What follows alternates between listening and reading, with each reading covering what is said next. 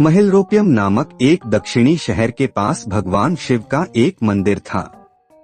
वहां एक पवित्र ऋषि रहते थे और मंदिर की देखभाल करते थे। वे भिक्षा के लिए शहर में हर रोज जाते थे और भोजन के लिए शाम को वापस आते थे। वे अपनी आवश्यकता से अधिक एकत्र कर लेते थे और बाकी का बर्तन में डालकर गरीब मजदूरों में बांट देते थे, जो बदले में मंदिर की सफाई करते थे और उसे सजावट का काम किया करते थे। उसी आश्रम में एक चूहा भी अपने बिल में रहता था और हर रोज कटोरे में से कुछ न कुछ भोजन चुरा लेता था। जब साधु को एहसास हुआ कि एक चूहा भोजन चोरी करता है, तो उन्होंने इसे रोकने के लिए सभी तरह की कोशिशें की।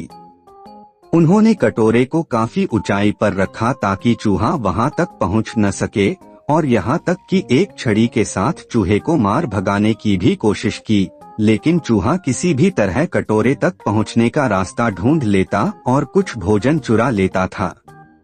एक दिन एक भिक्षुक मंदिर की यात्रा करने के लिए आए थे, लेकिन साधु का ध्यान तो चूहे को डंडे से मारने में था और वे भिक्षुक से मिल भी नहीं पाए। इसे अपना अपमान समझ भिक्षुक क्रोधित होकर बोले, आपके आश्रम में फिर कभी नहीं आऊंगा, क्योंकि लगता है मुझसे बात करने के अलावा आपको अन्य काम ज्यादा महत्वपूर्ण लग रहा है। साधु विनम्रता पूर्वक चूहे से जुड़ी अपनी परेशानियों के बारे में भिक्षुक को बताते हैं कि कैसे चूहा उनके पास से भोजन किसी न किसी तरह से चुरा ही लेता है। यह चूहा किसी भी बिल्ली या बंदर को हरा सकता है। अगर बात मेरे कटोरे तक पहुंचने की हो तो मैंने हर कोशिशें की हैं, लेकिन वो हर बार किसी न किसी तरीके से भोजन चुरा ही लेता है।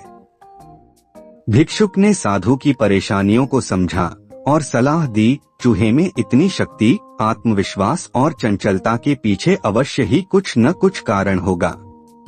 मुझे यकीन है कि इसने बहुत सारा भोजन जमा कर रखा होगा और यही कारण है कि चूहा अपने आप को बड़ा महसूस करता है और इसी से उसे ऊंचा कूदने की शक्ति मिलती है।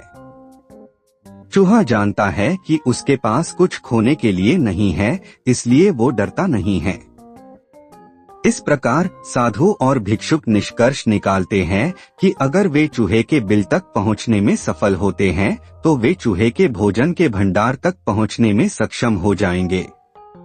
उन्होंने फैसला किया कि अगली सुबह वो चूहे का पीछा करेंगे और उसके बिल तक पहुंच जाएंगे। अगली सुबह वो चूहे का पीछा करते हैं और उसके बिल के प्रवेश द्वार तक पहुंच जाते हैं। जब वो खुदाई शुरू करते हैं तो देखते हैं कि चूहे ने अनाज का एक विशाल भंडार बना रखा है। फौरन ही साधु ने सारा चुराया गया भोजन एकत्र करके मंदिर में लिवा ले जाते हैं। वापस आने पर अपना सारा अनाज गायब देख चूहा बहुत दुखी हुआ और उसे इस बात से गहरा झटका लगा और उसने सारा आत्मविश्वास खो दिया। अब चूहे के पास भोजन का भंडार नहीं था, फिर भी उसने फैसला किया कि वो फिर से रात को कटोरे से भोजन चुराएगा।